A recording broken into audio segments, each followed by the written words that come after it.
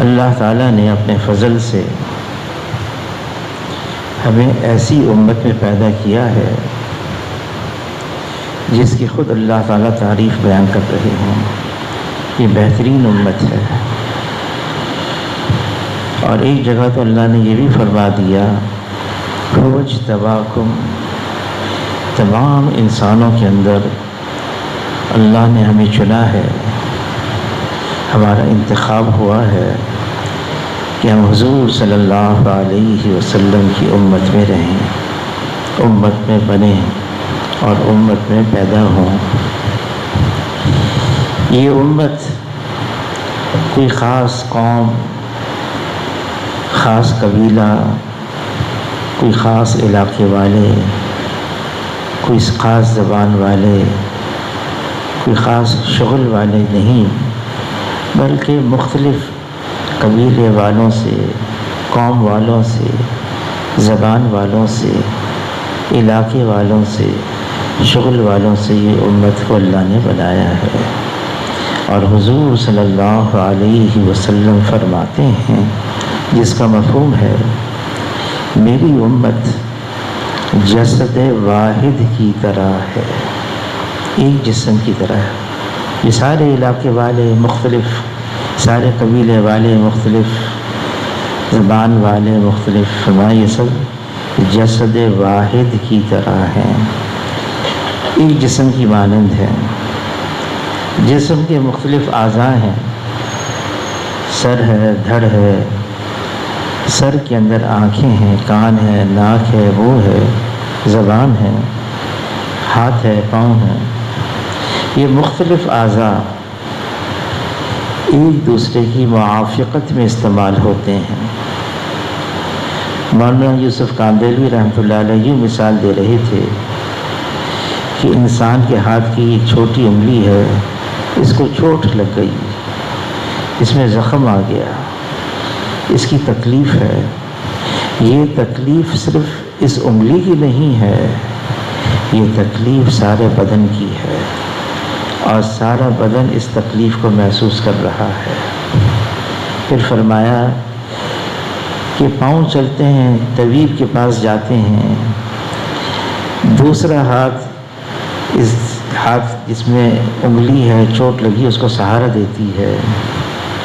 پھر یہ زبان اس انگلی کی طرف سے بولتی ہے کہ تکلیف ہے، درد ہے. اسی طرح سے یہ امت ہے.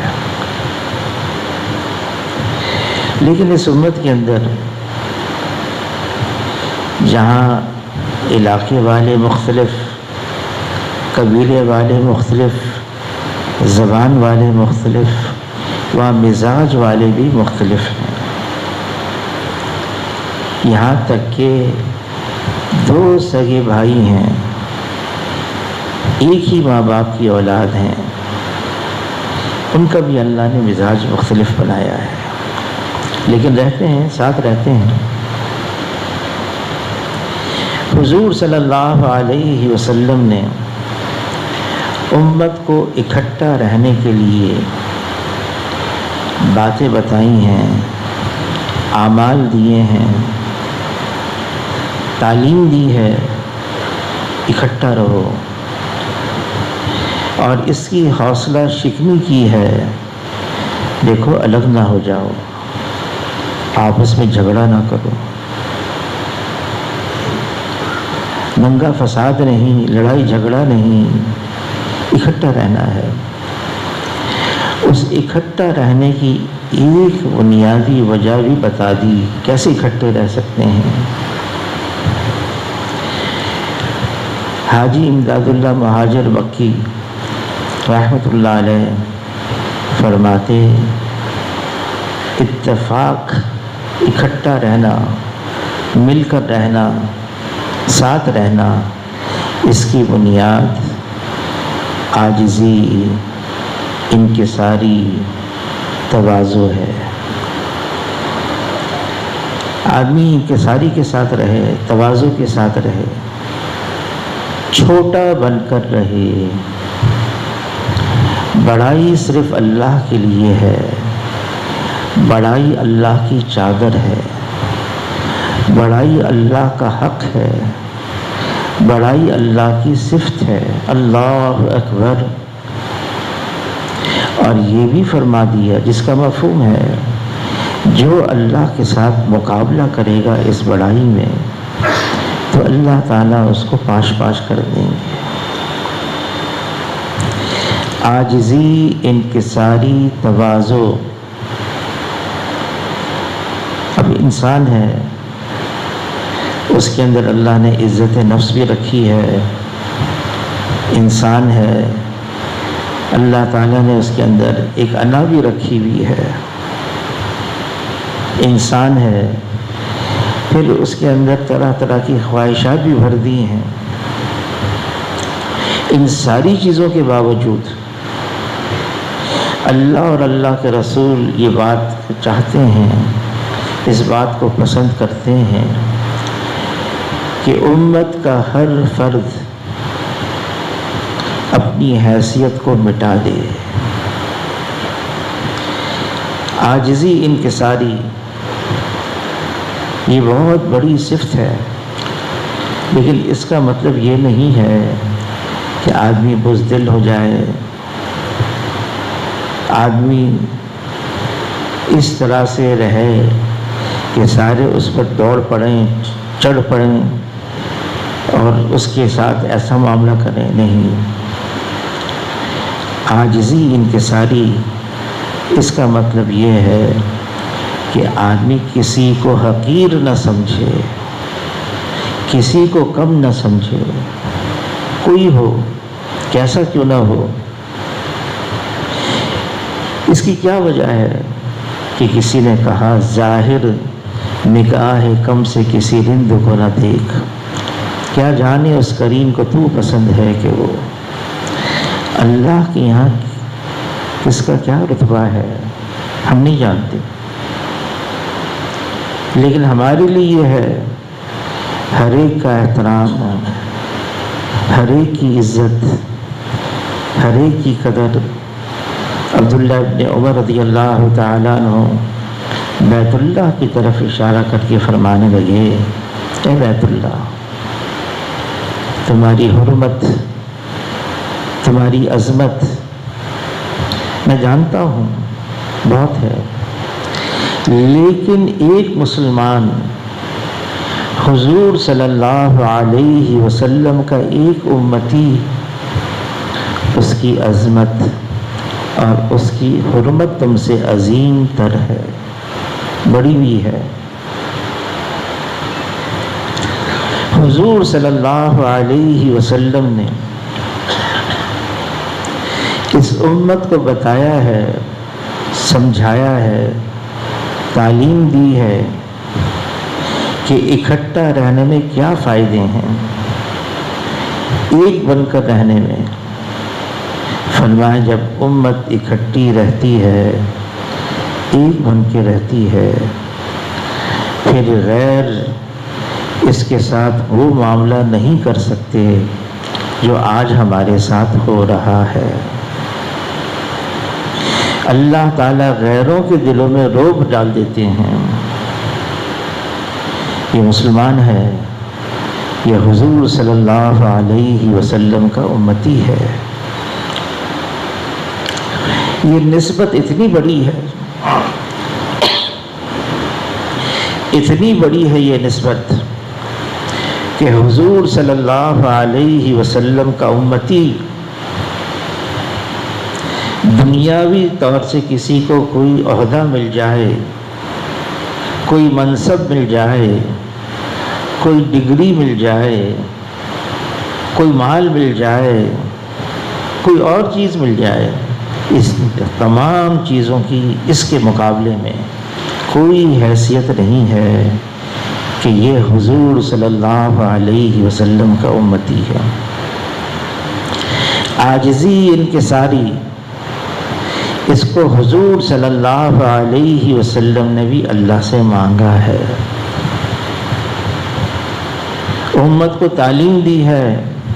حضور صلی اللہ علیہ وسلم کی دعاؤں میں ہے اللہم اجعلنی فی عینی صغیرا وفی اعین الناس کبیرا، اے اللہ مجھے اپنی نگاہ میں چھوٹا بنا دے.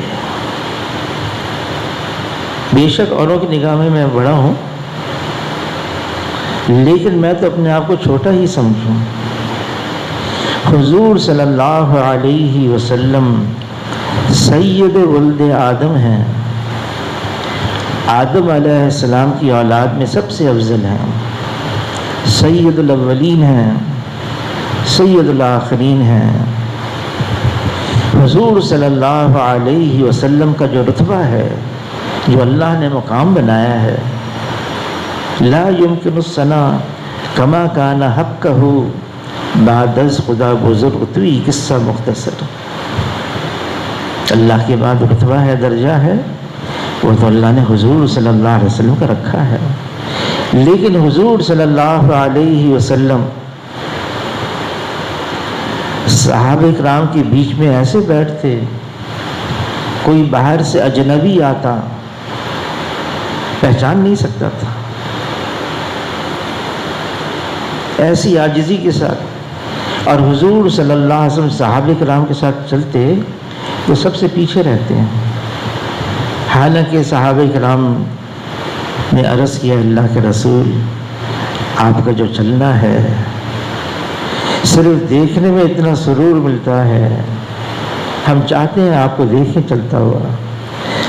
اس پر بھی حضور صلی اللہ علیہ وسلم صحابہ کو آگے کرتے، صحابہ کو آگے کرتے، خود پیچھے چلتے. تعظیم کے لیے کسی صحابی کو نہیں فرماتے میرے لیے کھڑے ہو جاؤ، بلکہ ناپسند کرتے تھے. اور حضور صلی اللہ علیہ وسلم تشریف لاتے تو کوئی صحابی نہیں اٹھتا، جانتے تھے کہ یہ حضور کو پسند نہیں ہے، بیٹھے رہتے. اور حضور صلی اللہ علیہ وسلم مجلس لگی ہوئی ہے، تشریف لا رہے ہیں، کبھی صدر مقام کا قصد نہیں فرماتے، جہاں جگہ مل جاتی وہیں بیٹھ جاتے. یہ امت کو تعلیم دی ہے اس طرح سے رہو، ورنہ کیا ہوگا؟ اگر ایسا نہیں کریں گے تو کیا ہوگا؟ پھر دنگا فساد ہے، لڑائی جھگڑے ہیں، تان و تشنیع ہے، لان تان ہے، پھر رہنا مشکل ہو جائے گا. حضور صلی اللہ علیہ وسلم نے صحابہ کرام کی ایسی تربیت فرمائی، ناگواری، طبیعت کے خلاف بات آ گئی، صبر کرو، برداشت کرو،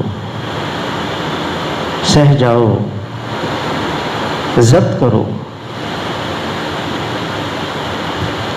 جس میں برداشت کرنا سیکھ لیا، ضبط کرنا سیکھ لیا، ناگواری کو سہنا سیکھ لیا، اب دنیا کی کوئی طاقت اس کو زیر نہیں کر سکتی. اس کی جیت ہی جیت ہے، کبھی اس کو شکست نہیں ہوگی. کسی نے کہا زیر ہو جاؤ، زبر کی کوشش مت کرو، کیونکہ ہمیں پیش ہونا ہے، اللہ کے یہاں حاضری ہے، جواب دینا ہے. اللہ اور اللہ کے رسول کو جھگڑالو آدمی پسند نہیں ہے، لڑتا ہی رہے، جھگڑتا ہی رہے. حضور صلی اللہ علیہ وسلم کے سامنے کوئی صحابی کی مجال نہیں آپس میں لڑے، آپس میں مل کر رہتے تھے.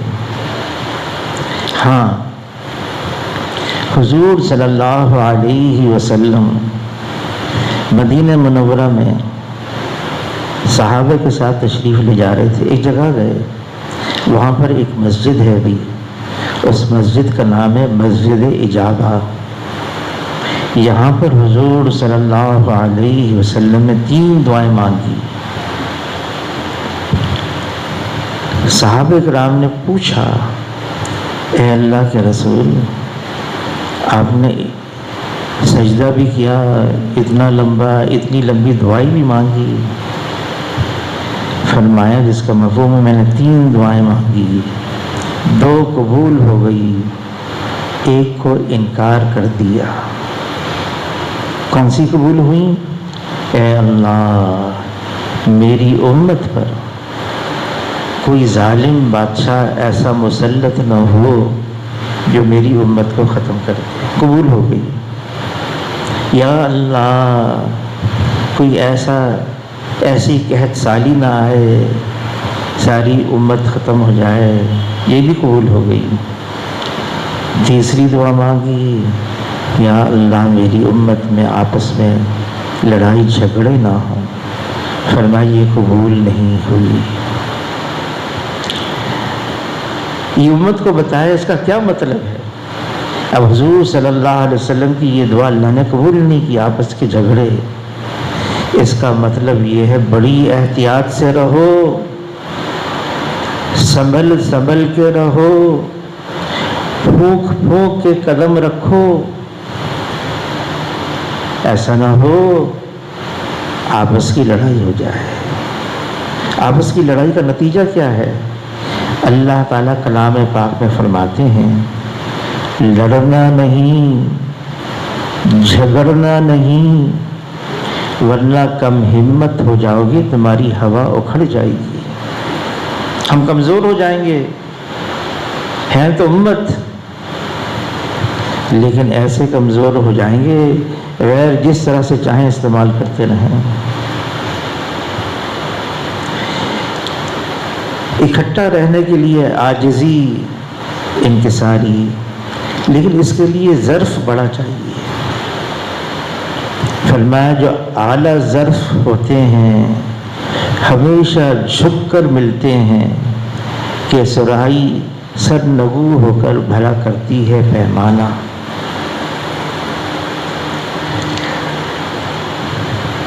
آدمی کے اندر عاجزی کب آتی ہے؟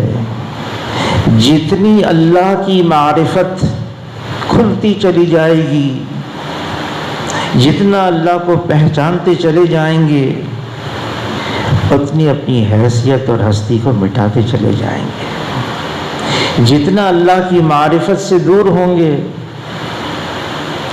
اتنا اپنے اندر بڑائی آتی جائے گی، میں بھی کچھ ہوں۔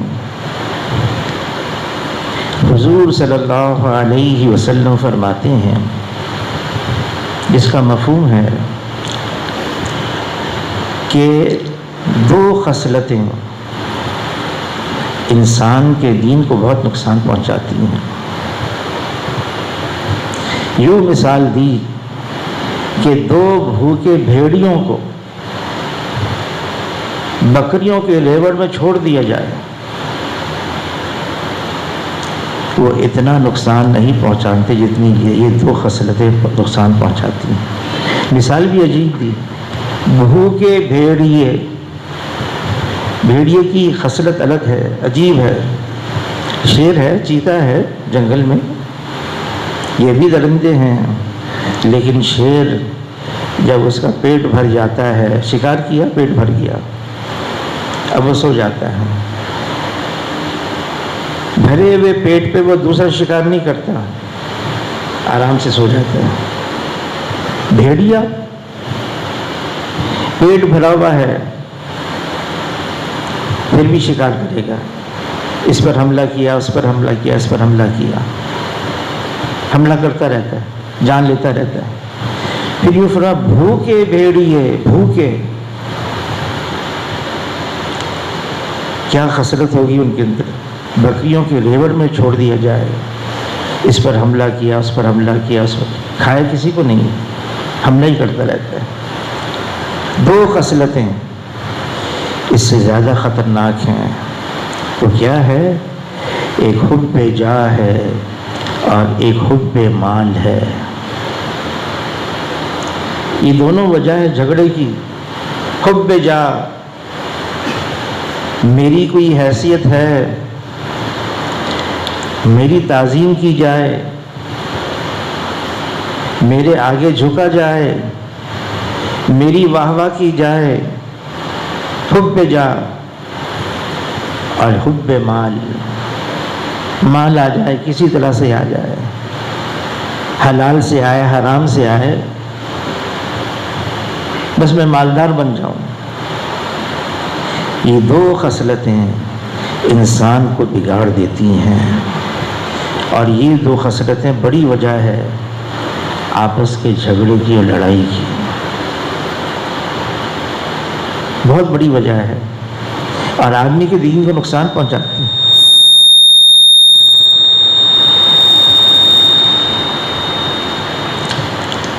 جب انسان دوسرے کو حقیر سمجھتا ہے، کمتر سمجھتا ہے، پھر اور وہ جو اس کو کمتر سمجھا ہے وہ آگے ترقی بھی کرتا ہے اس کے سامنے، اس کے اندر حسد،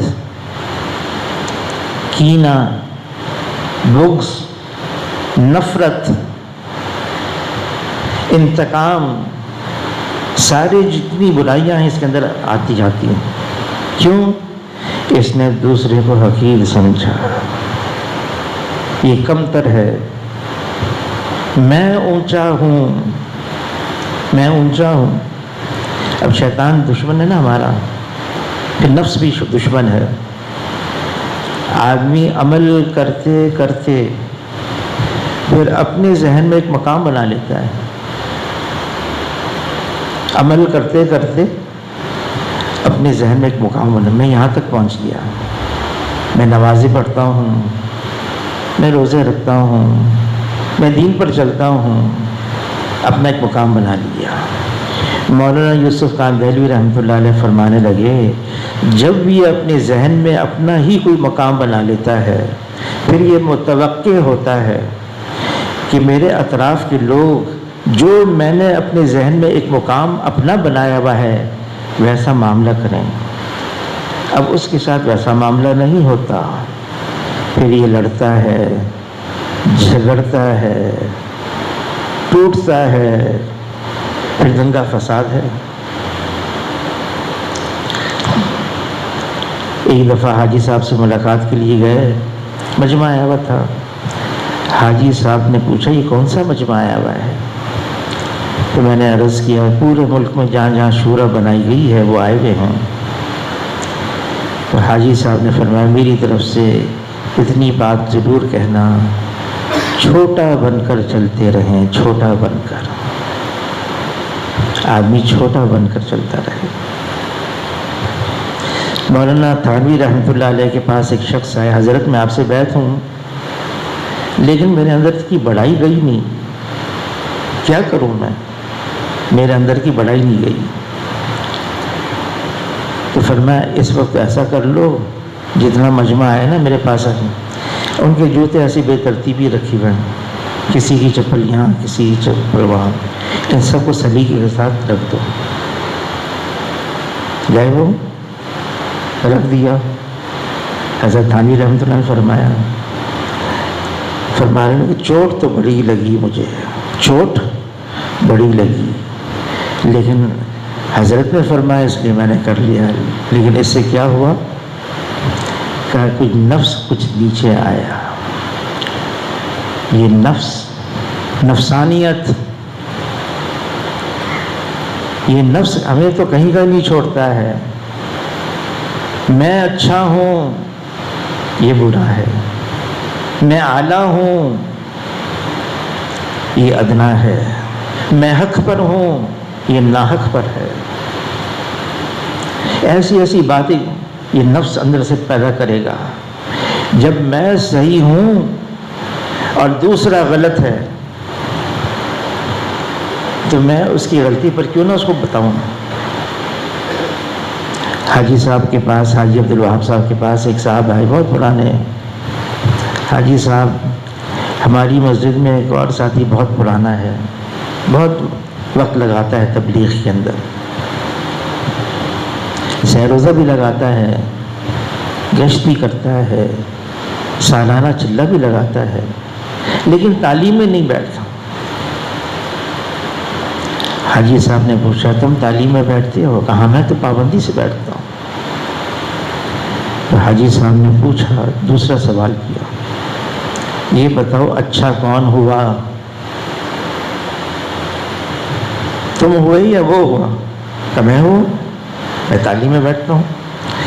کہ بس یہی ہے، یہ آنکھیں اللہ نے اس لیے دی ہیں، اپنے عیوب پر نظر ہو، اپنی کوتاہی کمی پر نظر ہو، اور دوسروں کی کوتاہی سے یہ آنکھیں اندھی ہو جائیں، کام بہت آسان ہو جائے گا۔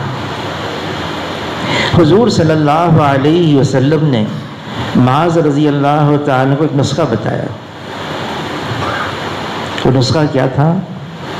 اپنے آپ کو مردوں میں شمار کرو، قبرستان والوں میں شمار کرو، پھر نہ کسی بات کی خوشی ہے نہ کسی بات کا رنج ہے۔ اس نے مجھے یوں کہہ دیا، میرے ساتھ اس نے ایسا کر دیا، اس کا رد عمل کیا ہے؟ جب اس نے مجھے کہا ہے تو میں بھی کہوں گا۔ دیکھیں، بدلہ لینے کی شریعت نے اجازت دی ہے، ترغیب یہ ہے صبر کرو اور معاف کرو، صبر کرو اور معاف کرو۔ اللہ تعالیٰ فرماتے ہیں کلام پاک میں، لمن صبر وغفر ان ذلک لمن عزم الامور، صبر کرو، معاف کرو، درگزر کرو۔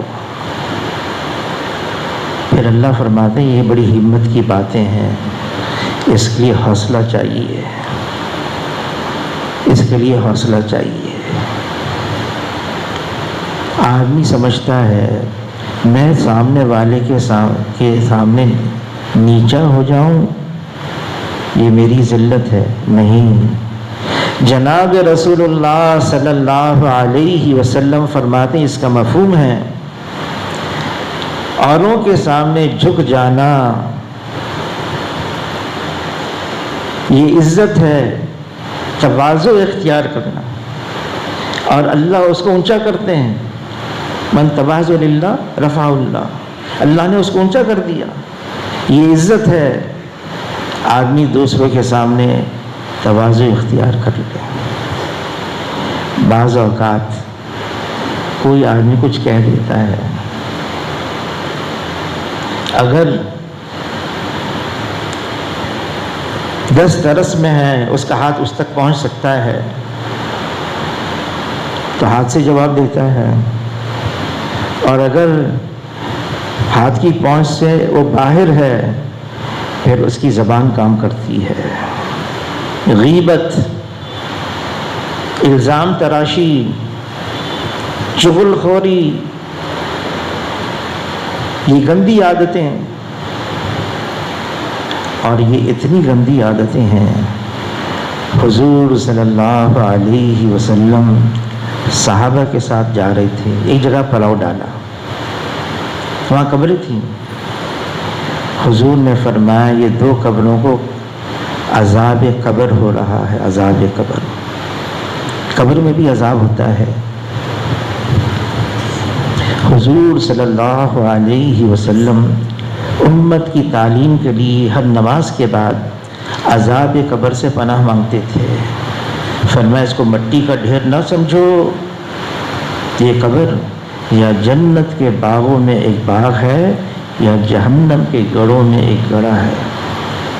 تو حضور صلی اللہ علیہ وسلم نے فرمایا ان 2 قبروں کو عذاب ہو رہا ہے، ایک کو پیشاب سے احتیاط نہ کرنے پر، اور دوسرے کو چغل خوری کے جرم میں اس کی بات کہیں اور لگا دی، کیا ہے میرے ذرا نمبر بڑھ جائیں گے۔ کسی کی چغل خوری کرنے سے بڑھتے نہیں، گھٹتے ہیں۔ حضور صلی اللہ علیہ وسلم نے ایسی تربیت فرمائی صحابہ کرام کی. اختلاف ہوتا تھا، اختلاف تھا نہیں ہوتا ہے. ابو بکر رضی اللہ تعالیٰ عنہ اور ایک صحابی میں باتوں میں بات بڑھ گئی. ابو بکر رضی اللہ عنہ نے کوئی سخت بات کہہ دیا. پھر فوراً خیال آیا، لیکن فوراً خیال آ جانا چاہیے، ہم انسان ہیں، ہو گئی غلطی. ان سے کہا تم بدلہ لے لو، جو میں نے تم کو کہا نا تم مجھے کہہ دو. کہ میں نہیں کہوں گا. تو کہو ورنہ میں حضور سے جا کے شکایت کرتا ہوں. تو اپنے قوم میں گئے ساتھیوں کے پاس، عجیب بات ہے، خود ہی مجھے سخت لفظ کہہ دیا اور خود ہی میری شکایت کریں گے. تو کہا تم پہلے حضور کے پاس پہنچ جاؤ. تو حضور کے پاس پہنچ گیا. حضور صلی اللہ علیہ وسلم کی خدمت میں عرض کیا، اللہ کے رسول، میرے میں اور ابو بکر میں بات بڑھ گئی، انہوں نے کوئی سخت لفظ کہہ دیا. پھر ان کو خیال آیا، انہوں نے کہا مجھے بھی یہ لفظ کہہ دو تاکہ بدلہ ہو جائے. میں نے انکار کر دیا. پھر فرمانے لگے میں حضور کے پاس جا کے تمہاری شکایت کروں گا کہ تم یہ لفظ مجھے نہیں کہہ رہے ہو. حضور صلی اللہ علیہ وسلم نے فرمایا بہت اچھا کیا تم نے یہ لفظ کو نہ کیا، بہت اچھا کیا. ہاں اتنا کہہ دو اے ابو بکر میں نے اللہ کے لیے تمہیں معاف کر دیا، اتنا کہہ دو. معاف کرنا، دیکھیں تکلیفیں آتی ہیں، غیروں کی طرف سے بھی آتی ہیں، اپنوں کی بھی طرف سے آتی ہیں. جو اپنے ہوتے ہیں نا، بہت قریبی ہوتے ہیں، ان کی طرف سے بھی تکلیف آتی ہے. اللہ نے اس امت کے لیے سورہ یوسف اور فرمایا احسن القصص، بہترین قصہ ہے، عبرت کی بڑی باتیں اس میں. بھائیوں نے یوسف علیہ السلام کو کنویں میں ڈال دیا اور پھر وقفے کے بعد پتہ ان کے ذہن میں آ گئی وہ تو ہلاک ہو گئے، ختم ہو گئے. اللہ تعالیٰ نے سالوں کے بعد، کتنے سال تھے، بعض کہتے ہیں 37 38 40 سال، یوسف علیہ السلام کو مصر کے تخت پر بٹھا دیا. 7 سال خوب فراوانی کے، خوشحالی کے. پھر 7 سال آئے قحط سالی کے. بھائی آ گئے مانگنے کے لیے اناج. کس سے مانگ رہے ہیں؟ جس کو کنویں میں ڈالا تھا. پہچانا نہیں. یوسف علیہ السلام نے تخت پر بیٹھے ہوئے پہچان لیا، میرے بھائی ہیں. کیا تمہارا اور بھی کوئی بھائی ہے؟ کہاں ہے؟ اس کو بھی دے کر آؤ، اس کو بھی دیں گے. اس کو بھی لے کر آئے. پھر بہانے سے یوسف علیہ السلام نے بنیامین کو اپنے پاس روک لیا.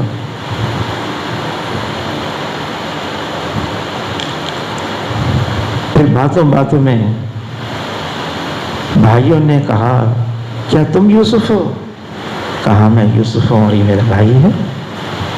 اب تھر تھر کانپنے لگے، کیا ہوگا، ہم تو مجرم ہیں، ہم نے انہی کے ساتھ یہ معاملہ کیا ہے، اب یہ تخت پر ہے.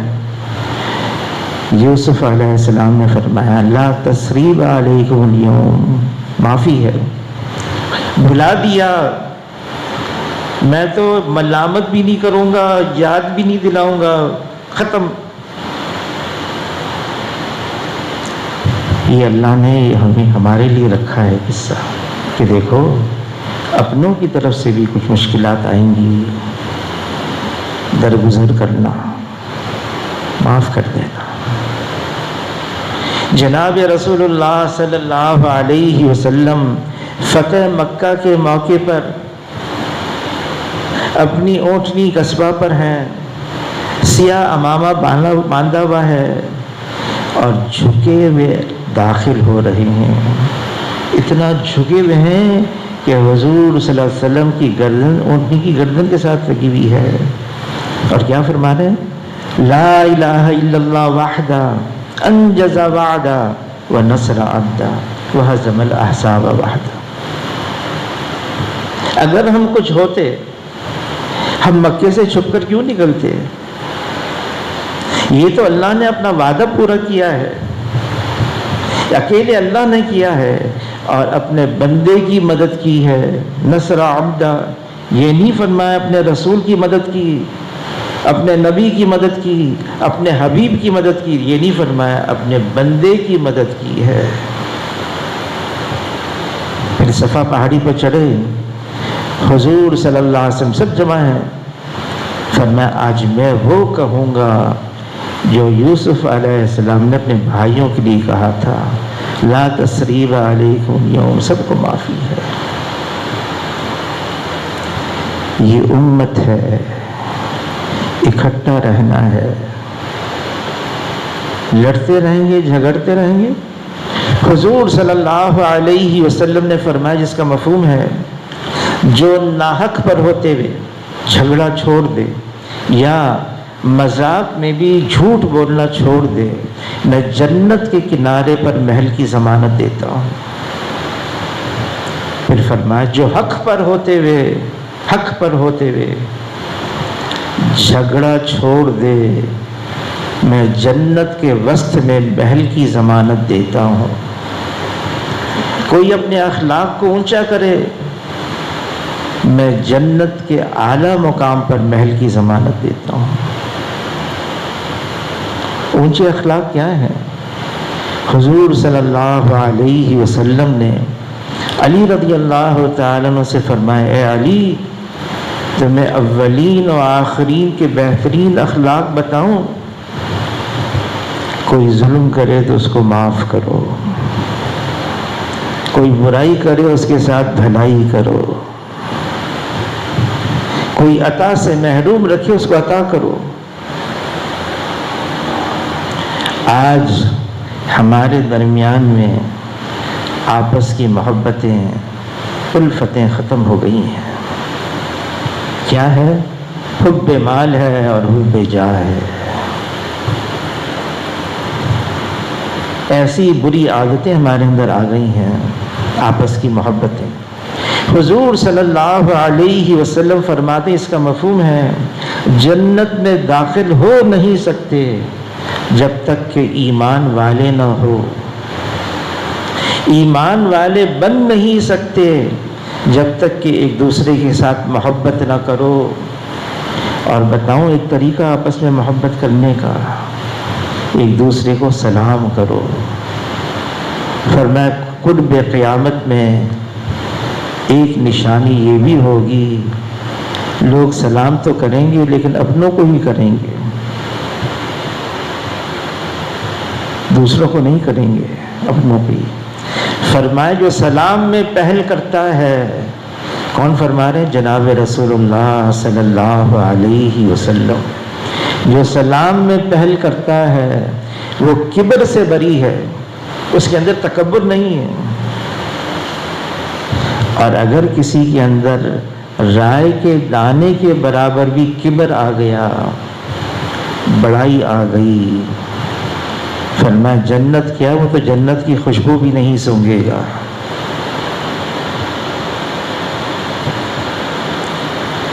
عاجزی، حاجی امداد اللہ مہاجر مکی رحمۃ اللہ علیہ فرماتے ہیں افتراق کی بنیاد کیا ہے؟ توڑ کی، آپس میں لڑائی جھگڑے، اس کی بنیاد کیا ہے؟ فرمایا اس کی بنیاد تکبر ہے۔ تکبر کیا ہے؟ حق سامنے آ جائے اور پھر بھی قبول نہ کرے، حق سامنے آ گیا پھر بھی قبول نہ کرے، دوسروں کو حقیر سمجھے، میں جانتا ہوں، مجھے آتا ہے، میں سمجھتا ہوں، یہ نادان ہے، اس کو کیا پتا۔ یہ بات نہیں ہے۔ مولانا یوسف کاندھلوی رحمۃ اللہ علیہ فرمانے لگے اللہ تعالیٰ نے کلام پاک کو سورہ فاتحہ کے بعد الف لام میم سے شروع کیا ہے۔ الف لام میم یہ حروف مقطعات ہیں، ان کا کیا مطلب ہے؟ اللہ اعلم بمرادہ، اللہ ہی اس کا مطلب جانتے ہیں۔ فرمایا کہ اس کی حکمت کیا ہے؟ اللہ تعالیٰ نے جو الف لام میم ذالک الکتاب لا ریب فیہ کلام پاک کو شروع کیا الف لام میم سے، حکمت کیا ہے؟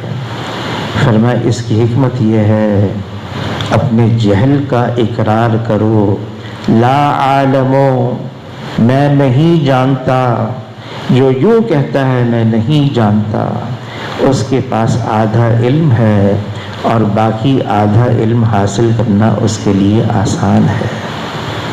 مجھے آتا ہے، میں جانتا ہوں، میں سمجھتا ہوں، اس کو کیا پتا؟ دروازہ بند ہے، پھر دروازہ بند ہے۔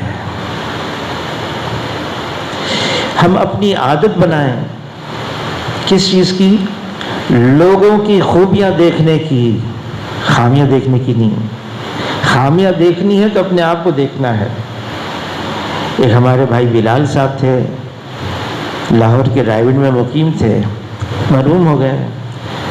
فرمانے لگے آدمی اشارہ کرتا ہے ایک انگلی سے، یہ ہے اس کے اندر خامی برائی، 3 انگلیاں تو اس کی طرف اشارہ کر رہی ہیں، یہ 3 گناہ میرے اندر ہے۔ ایک مسلمان دوسرے مسلمان کا آئینہ ہے،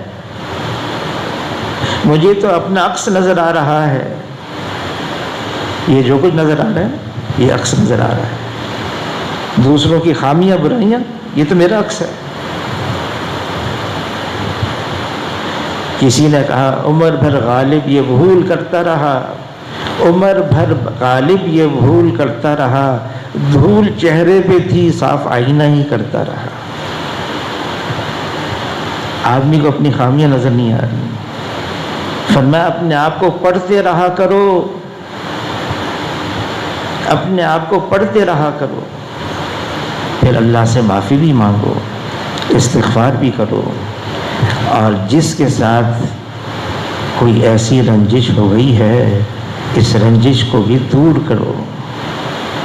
فرمایا جائز نہیں ہے مسلمان کے لیے کہ 3 دن سے زیادہ اپنے بھائی سے چھٹ چھٹاؤ رکھے، جائز نہیں ہے۔ کیا کرنا چاہیے؟ خود پہل کریں، آگے بڑھیں، اور ظاہر ہے اس میں آدمی کی عاجزی جو ہے وہ ٹوٹتی ہے، انا جو ہے نا اس کی انا، نفسانیت، انانیت یہ ٹوٹے گی، کوئی بات نہیں، اللہ راضی ہو جائیں گے، کتنی بڑی بات ہے۔ اگر اللہ راضی ہو گئے پھر اس کے نتیجے میں کیا ہوگا؟ یہ امت اکٹھی ہونا شروع ہو جائے گی۔ کیا عجیب بات ہے یہ، جو سینکڑوں خداؤں کے ماننے والے ہیں وہ تو اکٹھے ہو گئے، جو ایک اللہ کا ماننے والا ہے، ایک اللہ ہے، ایک رسول ہے، ایک کلام پاک ہے، ایک بیت اللہ ہے، وہ تو بکھر گئے، ٹوٹ گئے، الگ الگ ہو گئے۔ ہمیں حضور صلی اللہ علیہ وسلم کی تعلیمات پر عمل کرنا ہی ہوگا، اس میں آخرت میں بھی فائدہ ہے، دنیا میں بھی فائدہ ہے۔ تعلیمات یہی بتا رہی ہیں اکٹھے ہو جاؤ، ایک بن جاؤ، مل کر رہو، برداشت کرو، صبر کرو۔ آج صبر ہی ختم، معاشرے کی میں جو صبر کی جو سطح ہے اتنی نیچے آ گئی ہے، میاں بیوی میں جھگڑے ہو رہے ہیں چھوٹی چھوٹی بات پر، بھائی بھائی میں جھگڑے ہو رہے ہیں چھوٹی چھوٹی بات پر، کوئی مسئلہ نہیں، لیکن وہ شیطان اتنا اس کو چوڑا کر کے دکھاتا ہے، اتنا لمبا کر کے دکھاتا ہے کہ مشکل ہو گیا ہے بہت۔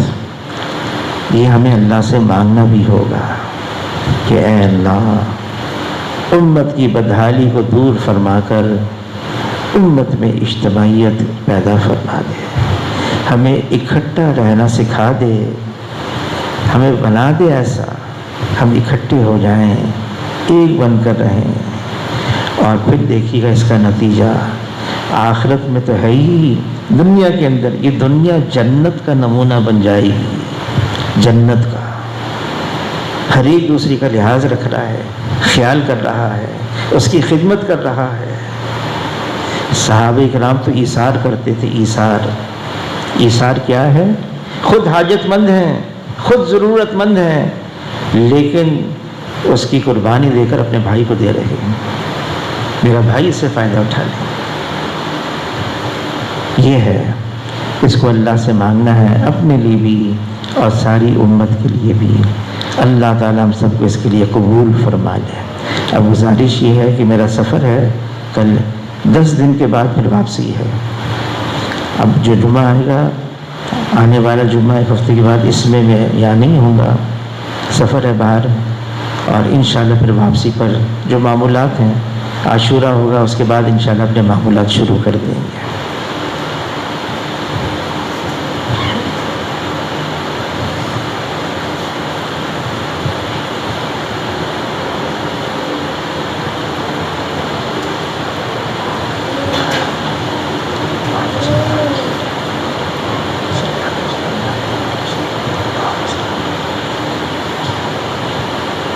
اللہ